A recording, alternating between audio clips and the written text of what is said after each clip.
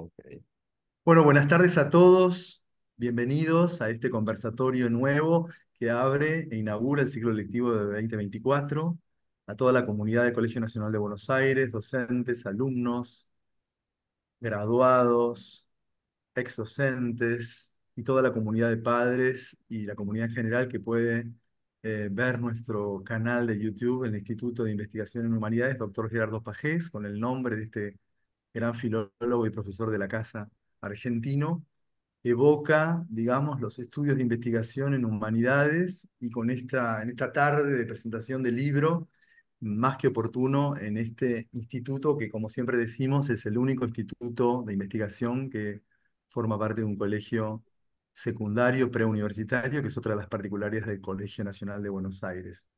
Y por eso estamos aquí reunidos, ¿no? Dentro de esas posibilidades maravillosas que nos da, entre otras cosas, el Colegio Nacional. Hoy tenemos una muy buena ocasión porque es la presentación del libro de una querida amiga también, ¿por qué no? Escritora y por supuesto crítica de literatura, que es Paula Klein, está aquí con nosotros, que es doctora en literatura comparada, licenciada en letras por la Universidad de Buenos Aires y máster de l'École des Hautes Études en Sciences Sociales. Reside en París y ha enseñado literatura latinoamericana y comparada en distintas universidades de Francia y desde el 2022 es profesora titular de la Université Clermont-Auvergne. Sus investigaciones se centran en literatura documental, en los vínculos entre ficción y no ficción, en la narrativa latinoamericana contemporánea, y su primera novela, quien tuve el gustazo de presentar, La luz de una estrella muerta, fue publicado en 2021. Ese mismo año, el 2021, Classique Garnier editó su ensayo Petite mémoire et écriture du quotidien, Cortázar, Perec et le réseau contemporain. Y su segunda novela, que es la que nos convoca esta tarde, es Las Brujas de Monte Verità, con ese nombre del lugar, digamos, en italiano, y fue nada más ni nada menos que semifinalista del Premio Lumen de Novela de 2023 y está en estos días Paula en Buenos Aires, así que le doy la palabra a ella y que nos va a presentar, digamos, su novela y de qué trata este nuevo trabajo que es bastante desafiante, porque si ya la primera novela es un desafío, la segunda yo creo que aún es un mayor desafío. Así que Paula, te damos la bienvenida.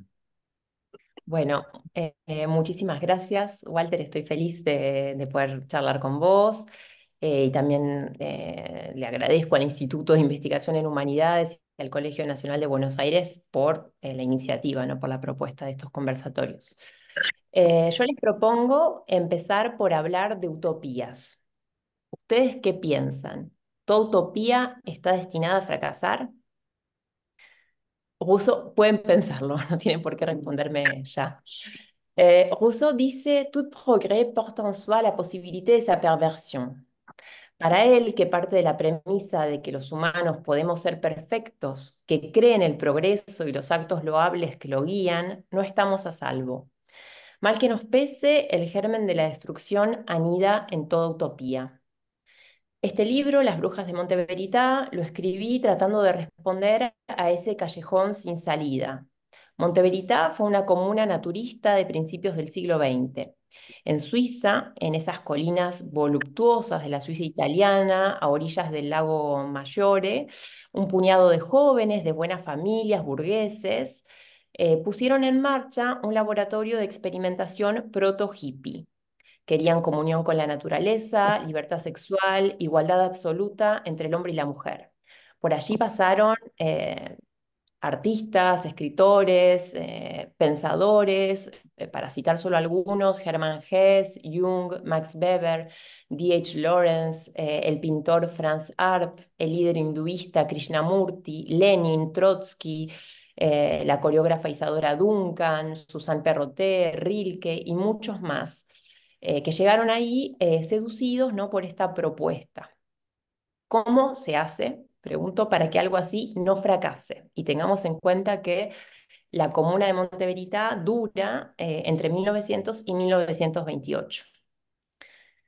Cada vez que se termina un siglo, vienen los balances y sobre todo vienen las profecías, tanto en 1900 como después del COVID. Verónica, que es la protagonista de mi libro, es una chica joven que es profesora de arte y vive en París.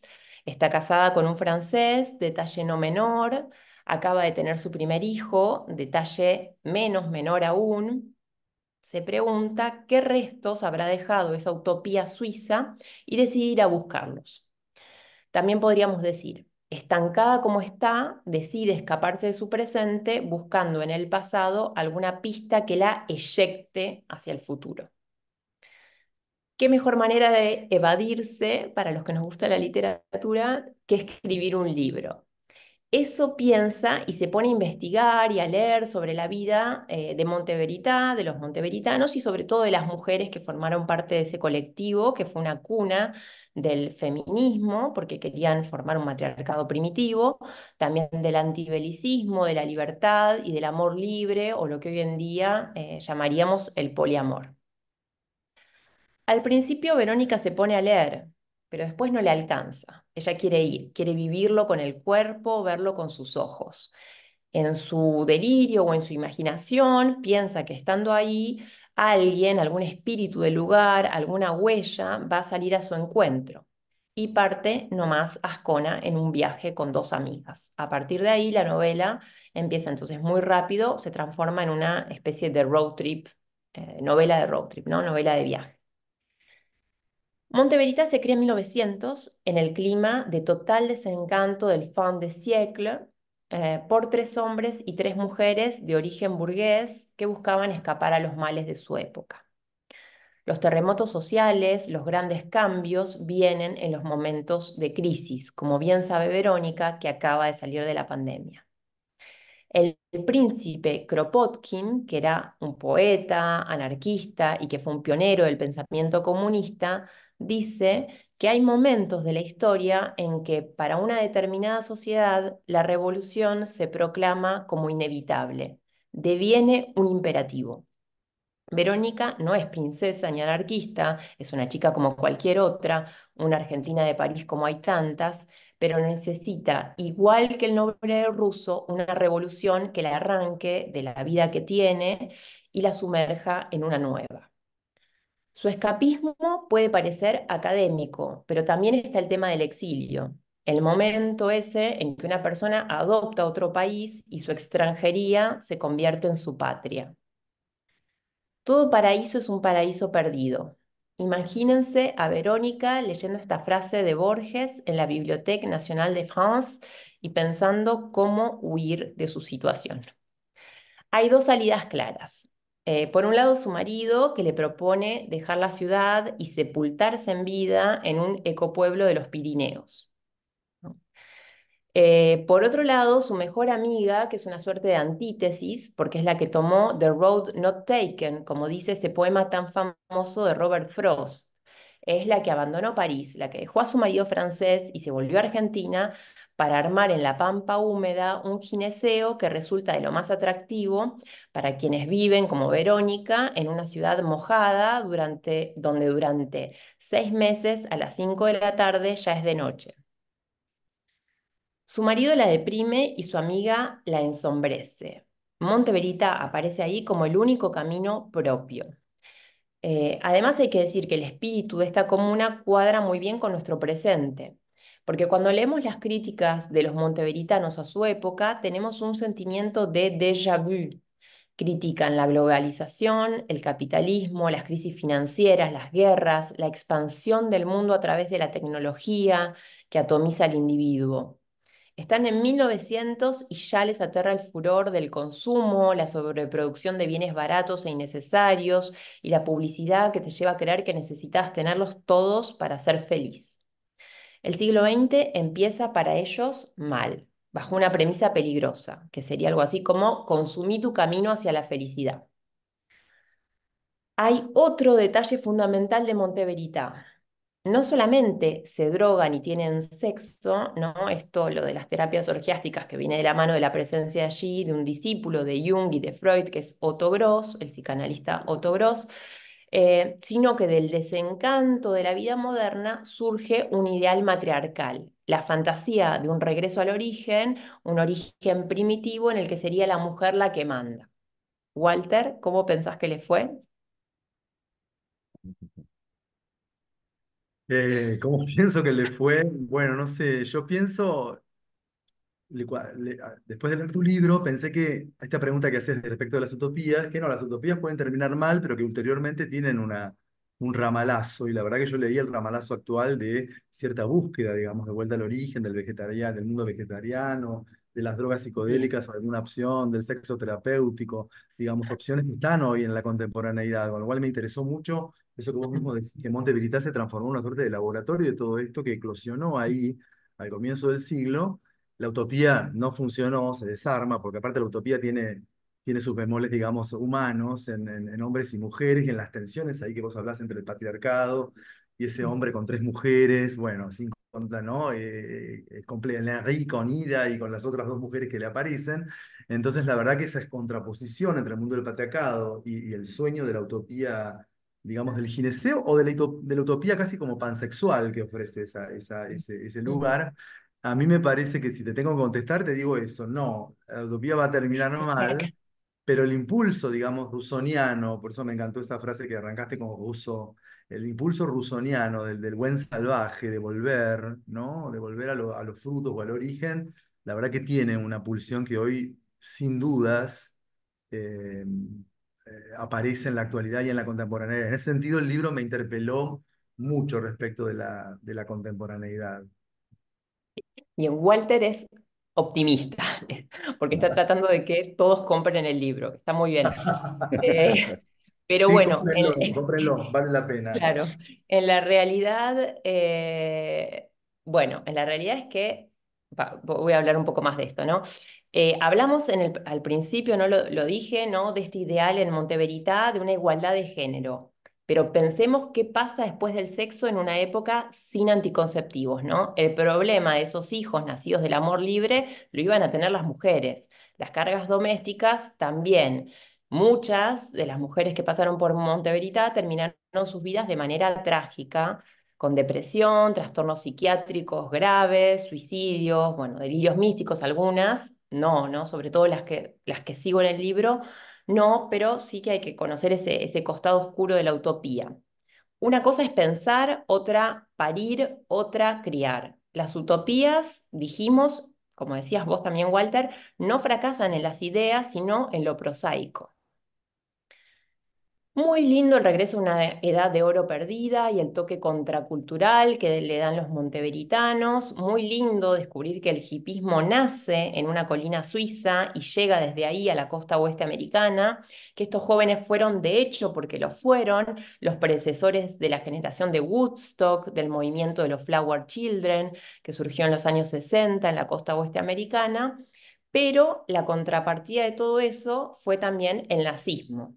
La cuestión aparece en la novela a partir del lazo de algunos de los fundadores, por ejemplo, del poeta itinerante, anarquista de pies descalzos, Gusto Greiser, que es uno de los personajes que funda Monteverità, que va a inspirar a Hermann Hesse en su novela Demian, y tiene un vínculo fuerte con el movimiento de las juventudes hitlerianas, ¿no? De las aves migratorias, ¿no? Aparece también a partir de una figura que genera debate, como la del pintor Fidus, que pasa de hacer cuadros orgiásticos, lo vieron seguro mientras pasabas las imágenes, Walter, de grandes grupos humanos desnudos, en éxtasis frente al sol. Pasa de eso a hacer retratos de Hitler y al final de su vida, como no logra ser pintor oficial de Hitler, retratos de Stalin, y así pasa el final de su vida, ¿no? Otro personaje de Monteverita. Sea como sea, en el verano de 1913, el coreógrafo Rudolf von Laban abre allí su escuela de danza de verano, con Mary Wickman como profesora. Es el primer encuentro entre estos dos coreógrafos y bailarines. En sus memorias, Mary, hay unas fotos ahí por ahí de Mary Wickman bailando, hace una descripción hermosa de ese momento en el que ella llega a Ascona y se da cuenta que es su casa y explica cómo creó allí el baile de la bruja, Exentance. Esa es la historia que abre la novela, ¿no? Ese es el primer capítulo. La novela se abre con la danza de una mujer que escribió en sus diarios íntimos, la cito: ¿no se esconde algo de bruja en toda mujer en la que pueda materializarse? Para Mary Wickman, la bruja se sitúa entre la víctima y la rebelde obstinada, la insumisa. Son mujeres que no se pliegan al rol materno y doméstico, mujeres que trabajaban, que practicaban la medicina doméstica, mujeres aborteras, capaces de dar vida y también muerte. Y justamente porque saben cosas y se vuelven útiles, dejan de depender de los hombres y se transforman en una amenaza, se vuelven sospechosas. Si eres una mujer y te atreves a mirar dentro de ti, eres una bruja.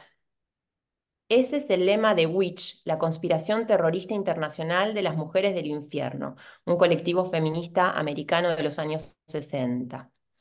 No nos olvidemos que esos colectivos feministas como Witch o Wicca jugaron un rol central en la visión renovada que tenemos hoy en día de esas mujeres libres e independientes y por lo tanto temidas.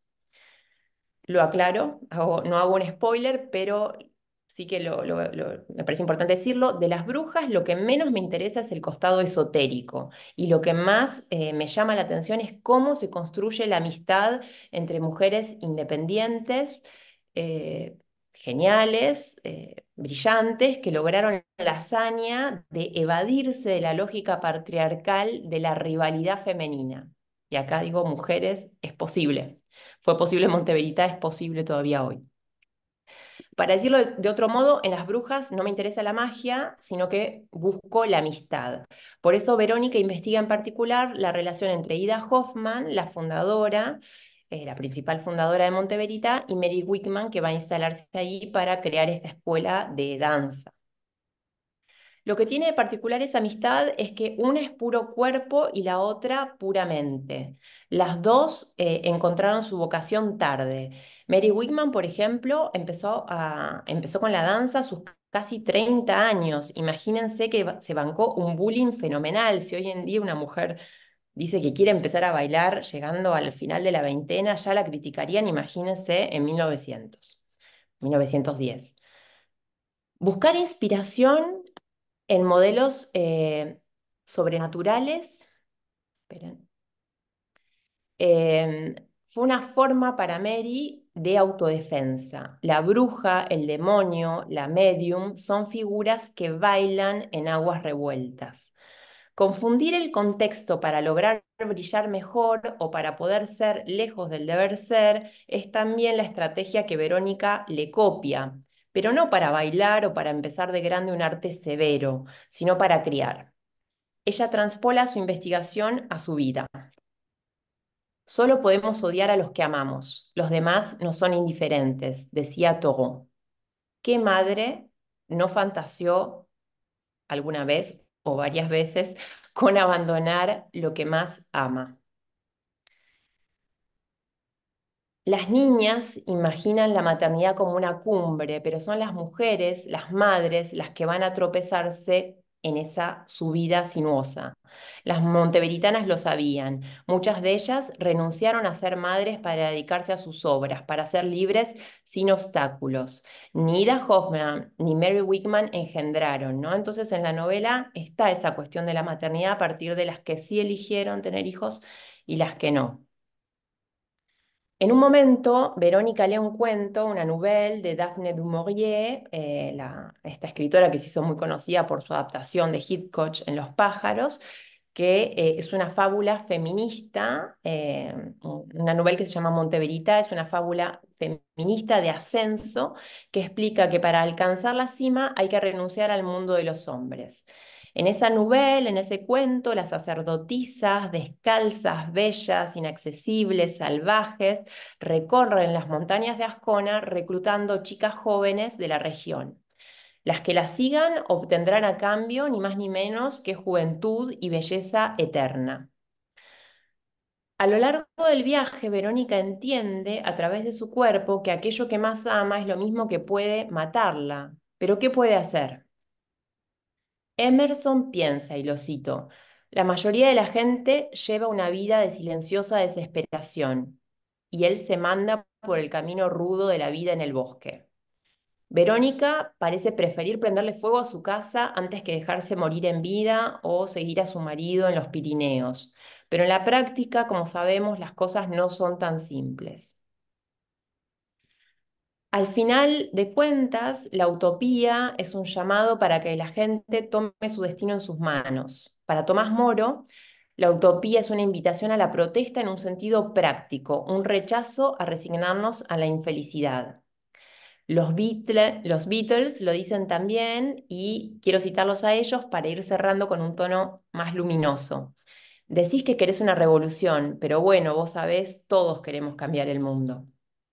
Me gustaría cerrar estas palabras que me invitó Walter a compartir con ustedes, leyéndoles una cita de la novela, más o menos alrededor de la mitad de la novela, cuando Verónica está con sus amigas en Ascona durante el viaje y está en una fiesta en medio del lago bueno, van a pasar unas aventuras, bueno, se va a plantear si ellas también tienen que tomar alucinógenos y bueno, qué va a pasar ahí. Y quiero leer una breve frase. Cita. Dice, el derrotero de las utopías muestra que no se puede crear algo hermoso sin pagar tarde o temprano el precio de su destrucción. Los monteveritanos no pretendieron crear obras perennes, solo prendieron fogatas, y aunque las chispas se fueron volando con el viento, algunos restos quedaron suspendidos en la noche. Verónica imagina esas partículas incandescentes colándose en los cimientos del nuevo mundo. Quizás esas chispas sean brasas iluminando una ruta apenas visible entre las ruinas y los escombros. Y con esto cierro Bueno, estas palabras. muchísimas gracias, Paula. Hermosas palabras y Excelente. hermosa presentación de tu propio trabajo, o sea, de interpretación de tu propia segunda ficción. Me encantaron y me alegro que la podamos compartir esta tarde acá. Yo voy a hacerte algunas preguntas para ahondar un poco en cómo fue el libro y cómo surgió y lo que me... También impresiones de lectura, porque terminé esta mañana de leerla, te confieso, y me gustó mucho, pero bueno, tengo la lectura un poquito fresquita, demasiado fresca a lo mejor. Eh, no, con esto que vos planteabas, te quería empezar por ahí, por la pregunta de dos cuestiones que tienen que ver específicamente. No sé por qué me pareció una novela de la Mittel Europa, ¿no? No es una novela mediterránea, en el sentido que los mediterráneos parecieran haber ya conocido, digamos, el sexo y las drogas y todo eso. Y entonces ese lugar de Ascona, Monteverità, donde Verónica finalmente va, hace ese viaje, pasados varios capítulos que se interna ahí, me pareció como, bueno, en la presentación, digamos, de tantos nombres de autores, digamos, alemanes o suizos o de Viena, no sé por qué pensé, o es una visión un poco así como sudamericana, de que en verdad esa utopía la necesitan un poco más, digamos, la gente del norte, no sé, como de la mitad de la Europa. Porque a pesar de estar el Lago Maggiore y Monte Verita y el italiano está ahí en el Ticino y en toda la zona del cantón italiano de Suiza, sin embargo esa confluencia de fuerzas ahí, los protagonistas en definitiva, no son latinos, ¿no? Si tenés algo sobre esto o es una interpretación muy Sí, mía. sí, Y sí, después, sí, no, bueno, no. No, es tal cual, ¿no? En algún momento de la novela al inicio no hablo de eso, ¿no? Como Ascona, ese lugar, esa Suiza italiana, ¿no? Como un sueño para la gente que viene del norte y que tiene, ¿no? Como históricamente se abre justo al inicio del siglo XX un túnel, ¿no? Que conecta los países del norte con el sur y entonces aparece ese lugar como un acceso posible, ¿no? No es un Mediterráneo, pero es como, bueno, un lugar en el que el clima podría favorecer, ¿no? Un lugar de veraneo para, bueno, estos constructores de castillos de arena, creo que lo llamo así en la novela, que es la gente del norte, porque, bueno, los fundadores vienen desde allí y van bajándose al sur buscando un lugar en el que construir esa montaña, esa comuna, esa utopía. Recorren diferentes lugares hasta decidir que lo van a hacer en Ascona, en esa colina, que la van a bautizar muy rápido la colina de la verdad, o la montaña de la verdad, porque querían justamente un lugar en el que no hubiera como huellas anteriores, ¿no? Descritos, ¿no? Por ejemplo, no buscan el lago Lehmann, ¿no? Y que ya tiene toda la tradición, ¿no? De los románticos. Estaban buscando un lugar virgen y lo encuentran ahí. Y además habría que aclarar que que claro, que Monteverita no surge de la nada, no surge de ese movimiento alemán que se conoce como la reforma de vida, ¿no? La Lebensreform, que era como un planteo hacia ese fines del siglo XIX, inicios del siglo XX, de cambiar, revolucionar la sociedad, pero a partir de la vida cotidiana. Y entonces los monteveritanos adhieren, ¿no? a esa reforma de la vida que proponía principios simples, ¿no? Pero para la época eran muy vanguardistas, pero que tenían que ver con cosas que practicaban los monteveritanos, ¿no? No consumir alcohol, no consumir carne, ir en la búsqueda de una mayor libertad sexual. Bueno, ellos lo llevaron a algo completamente radical y prácticamente descabellado, ¿no? Se pusieron como conejillos de indias, pero digo en un aspecto más, bueno, menos radical, esto ya estaba presente en ese movimiento de la reforma de vida alemana. Ujú. Entonces sí, eso viene, es como del norte y confluye, bueno, ahí, y se vuelve como un ombligo, un centro del mundo por el que va a pasar toda la élite cultural del Múnich de la época, ¿no? Que era como, bueno, el lugar en el que estaban todos los pensadores, ¿no? Ideando, tramando los inicios también del comunismo, del anarquismo, todos esos gérmenes, esos movimientos revolucionarios también están ahí en la época. Sí, bueno, y pensaba también que le decían la Monella, ¿no? La Monella, antes de llamarlo Montevideo. Vos lo pones en la novela. Algo que me impactó también conociendo tu primera novela es esto que llamaba Edward Said, el gran escritor y crítico palestino, que decía que hay condiciones de posibilidad de la narración, ¿no? Que algunos autores tienen condiciones de posibilidad de la narración que permiten, digamos, que la narración se desate, ¿no? Estoy pensando en Sándor Márai, estoy pensando en Conrad, esa idea de que las historias aparecen, no sé, en un barco a medianoche, en donde una persona le cuenta a otra, en algún tipo de relato. Bueno, el relato borgiano también tiene condiciones de posibilidad, de dónde le llegan relatos a Borges. Y pensaba que vos tenés toda esta idea también de alguna manera que, no sé si yo me atrevo a llamarla como una suerte de ficción de archivo, ¿no? De siempre hay alguien que investiga sobre eso y va en busca de eso, y que esa sería una de las pulsiones que aparece en tu trabajo sobre Greco y también acá, donde uno puede leer casi de manera fronte, no es exactamente pero es una ficción de archivo, donde ella va investigando y se mete y se compromete ya corporalmente con esa investigación sobre el Monte Verita, y que ese es el disparador de alguna manera que nos permite leer un poco la historia de arranque de Monte Verita y después, bueno, la búsqueda de la propia recherche o la quest, o no sé, la quête, digamos, de Verónica, con ese nombre tan crístico de alguna manera, que va ahí a encontrar también su pasión y su calvario de alguna manera, ¿por qué no? Sí, y además me gusta que digas, ¿no? Lo de Verónica, ¿no? La relación del hombre con la verdad. Y sí que creo que hay, bueno, el lazo es evidente, ¿no? Entre la primera novela, La luz de una estrella muerta, y esta, porque las dos está la idea de una investigación que va a dar lugar a una ficción, ¿no? Y son dos momentos en la vida de una narradora, mujer, que tiene algunos tintes autobiográficos.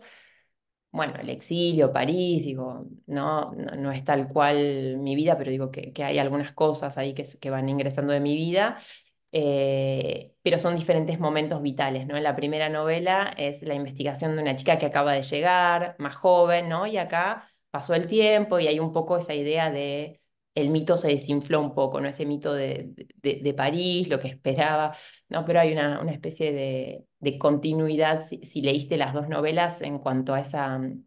Pero digo, surgió así, no fue que lo programé, ¿no? Pero ahora como las leo las dos, digo, bueno, sí son dos momentos vitales, ¿no? De un narrador investigador. Me parece que en esta segunda novela hice una apuesta más fuerte por eh, llevé más a fondo el tema de la investigación y me animé incluso a jugar en ciertos momentos particulares con ese género medio híbrido de estás leyendo fragmentos del libro, ¿no? que ella va a escribir. ¿No? Son algunos momentos, pero aparece un poco la historia de Monteverita y intento crear ese puente entre la actualidad, ¿no? Post-pandemia de la narradora y ese salto en el tiempo al 1900 a partir de ese juego de, bueno, ahora Verónica se pone a tomar notas, ahora se pone a reflexionar sobre lo que va a escribir en el libro. En ese sentido está como más, sí, se subraya más el aspecto investigativo, Pero por otro lado también está, y creo que está en mi primera novela también, el tema de que la investigación también es un relato policial, ¿no? Porque, digo, toda investigación estás buscando descubrir un enigma, ¿no? Entonces también está esa lógica, bueno, al menos me gustaría pensarlo, ¿no? Con el viaje de ir cazando pistas, ir buscando pistas, ir tratando de descubrir un enigma, ¿no? Bueno, en este caso, ¿qué pasó con estas mujeres, ¿no? ¿Cómo les fue?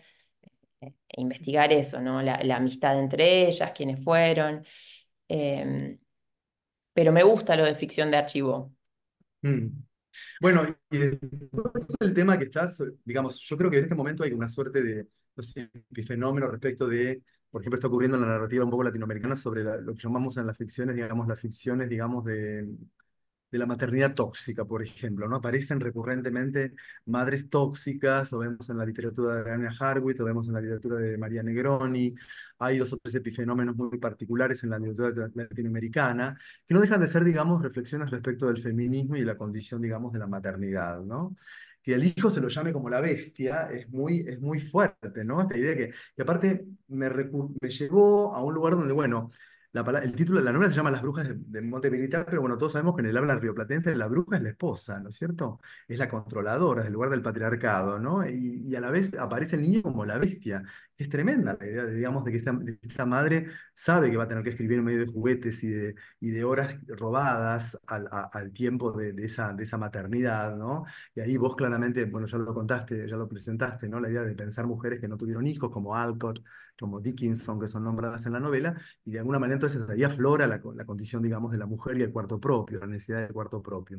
Pero con estos elementos, yo pensaba que planteando esta posición, aún así en el seno de eso que vos planteás de Montevideo, a mí me llamó muchísimo la atención, digamos, esa, de alguna manera, lo que podemos, no sé si me equivoco, es la pareja inaugural y augural de alguna manera de Montevideo, que es la pareja de Henri y de Ida, ¿no? Y después, bueno, te vuelvo a decir que es un momento para mí muy conmocionante de la novela, la aparición de esas otras dos mujeres, la Mary Adler y la Isabel Adderley, que tienen un juego ahí como sonoro, ¿no? Y él termina con que una de ellas le va a dar los hijos a este Henry. Ese momento, esa subtrama que presentás, no la estoy spoileando porque de alguna manera eso se puede saber y No, estaría, no sé, en Wikipedia. Me parece igual que a mí habla a las claras de todo lo que presenta tu novela como subtrama, es los claroscuros de ese feminismo, ¿no? De ese protofeminismo, ¿no? Y un poco marginal, porque no sé si lo meto, no creo que esté Montevideo en ninguna de las olas feministas, pero está en una suerte como justamente de posibilidad de utopía, de, bueno, pensémonos en la idea de la posibilidad, digamos, de un gineceo, ¿no? Esta es la no. pregunta, no sé si es muy larga, pero... Sí, sí, sí, sí. No, no, no. Sí, es apasionante porque ellos se quieren, digamos, ya hay un protofeminismo en la época, ¿no? Las mujeres luchando por el derecho al voto, el hecho ellas de querer liberarse del corset, de confeccionar prendas amplias de lino, y el hecho de que ellas en Monteverita van haciendo un poco una especie de evangelización protofeminista, ¿no? Se acercan a las mujeres del pueblo, tratan de convencerlas de que pueden usar ropas, otro tipo de ropas que les permitan hacer otras cosas, que tienen que liberarse por el trabajo. Ida Hoffman empieza a escribir esos panfletos feministas que lee básicamente a las mujeres de la zona y las invita a ir a Monteverita, donde hacen reuniones, ¿no?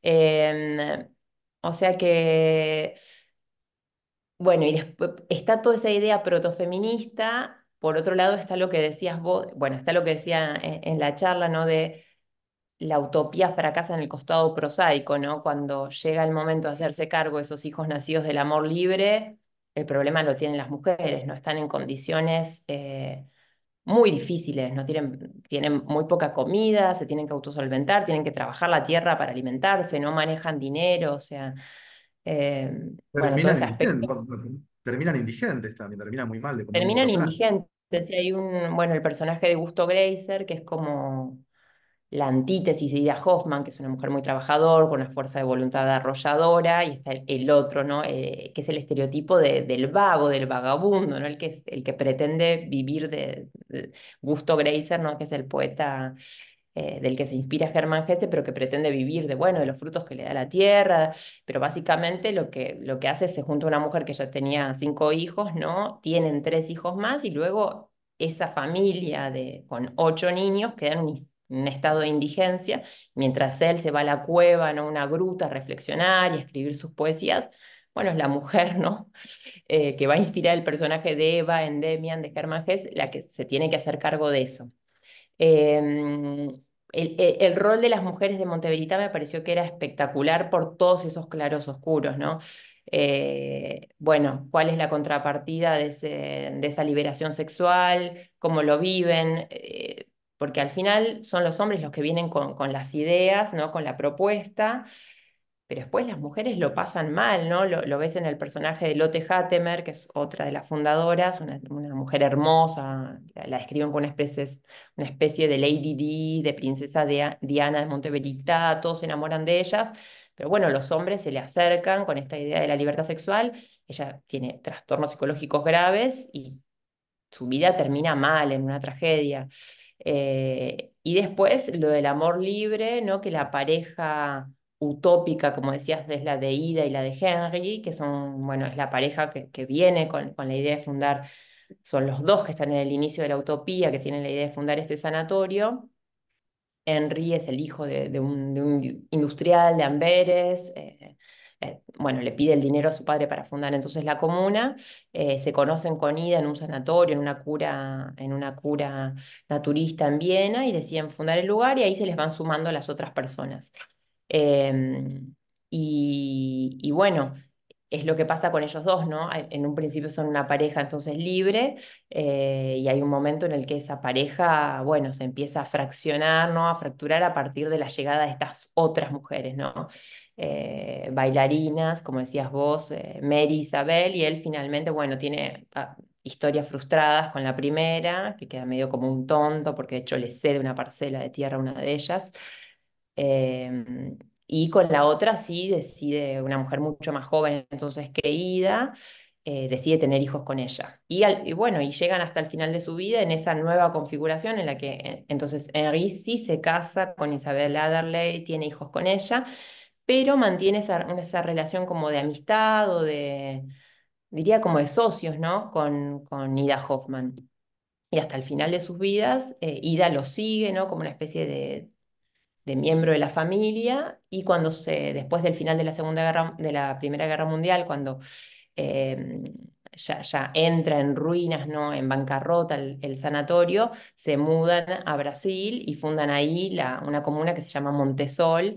Y ahí se reencuentran Ida y Henry, pero ya llegando a un estado avanzado, ¿no? De las vidas. Y ahí hay una especie de vuelta a ese amor, ¿no? No, y me gustaría destacar, por supuesto, que la novela a mí me resultó también una suerte como de aventura intelectual de nombres, de toda la inteligencia europea que nombrás. Vuelvo a decir, siempre muy, digamos, de Europa, digamos, ¿no? Es como una literatura, digamos, cisalpina, ¿no? Del otro, bien de Suiza, bien de lo que llamaban los romanos la Galia transalpina, perdón, del otro lado de los Alpes, ¿no?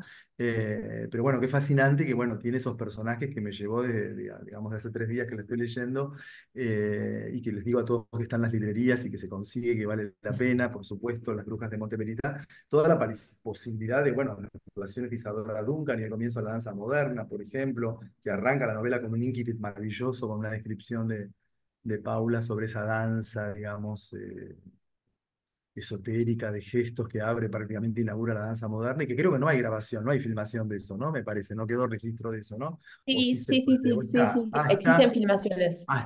no la Sí, busqué, no la encontré. se puede ver el baile de la bruja.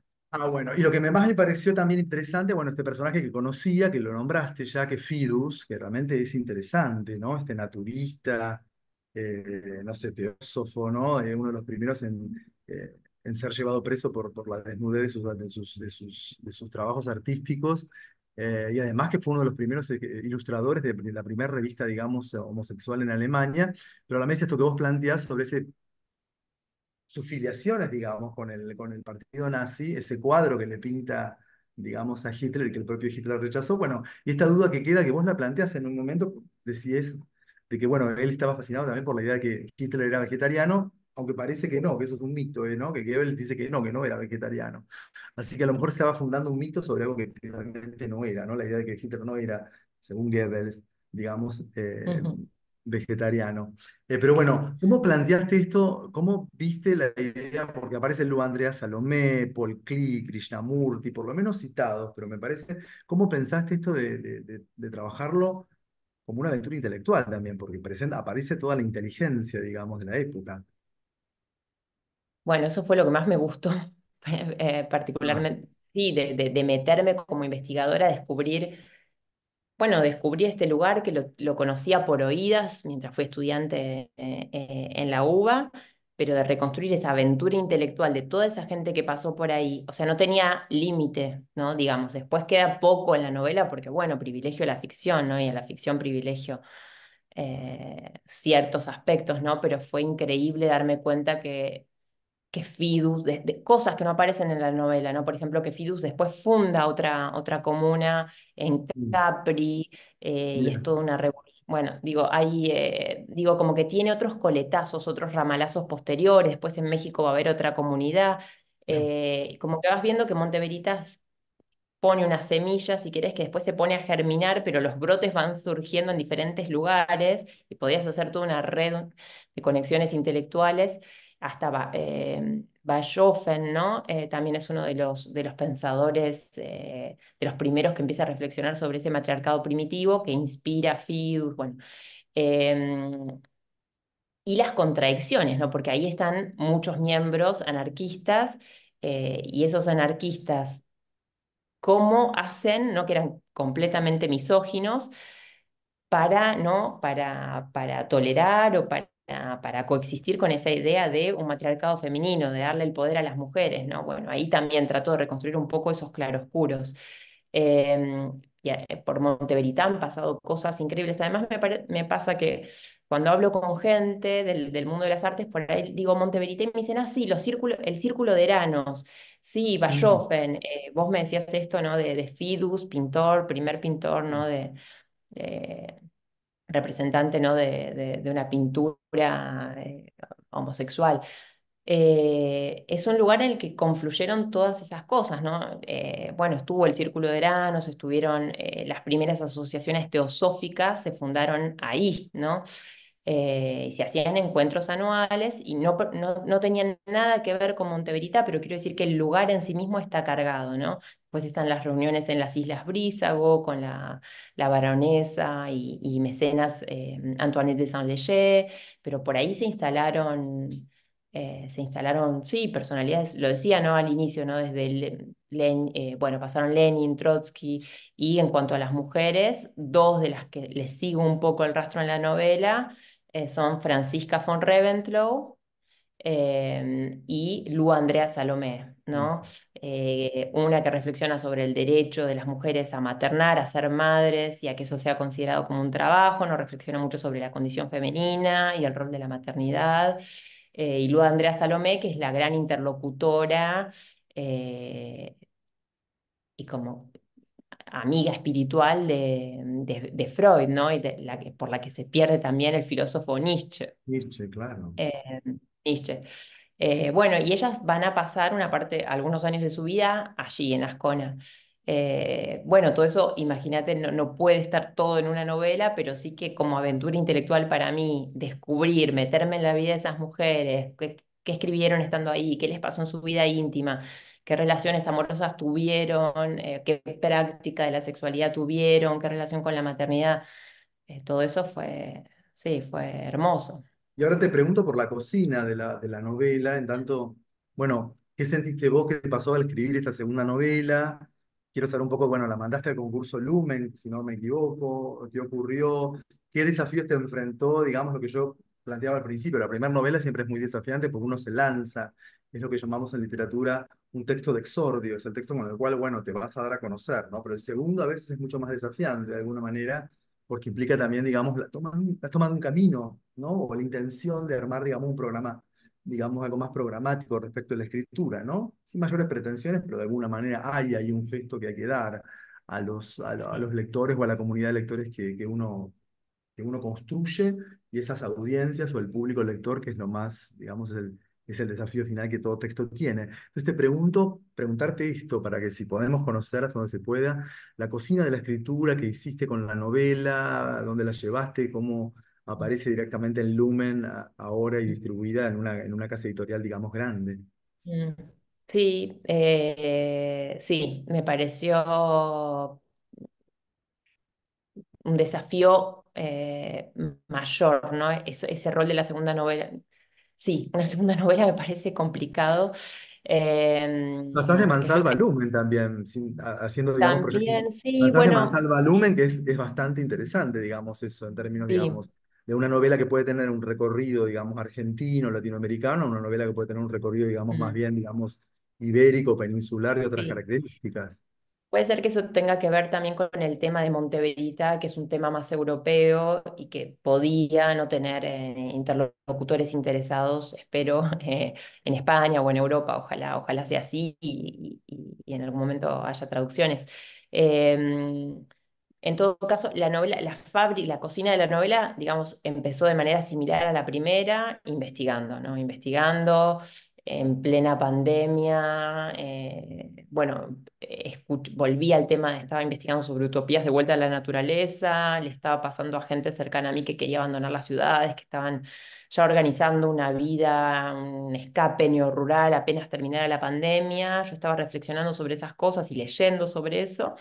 Y di con una emisión de radio buenísima sobre Monteverita y recordé como me vino, ¿no? De vuelta, como la Magdalena prustiana, ¿no? Como, esto yo lo conozco y esto es increíble. Bueno, y ahí empezar a investigar todo lo que se podía en pandemia. Cuando terminó la pandemia, bueno, ir a los archivos y decidir hacer el viaje a Ascona, ¿no? Y ese viaje fue fundamental porque además de haber sido, bueno, una experiencia de vida hermosa, digo, tenía que ir ahí, porque las personas que hablaban de Monte Verità hablaban de la fuerza, ¿no? que se desprendía de esas montañas, de la energía particular, o sea, no era una opción escribir esta novela sin haber pasado por ahí.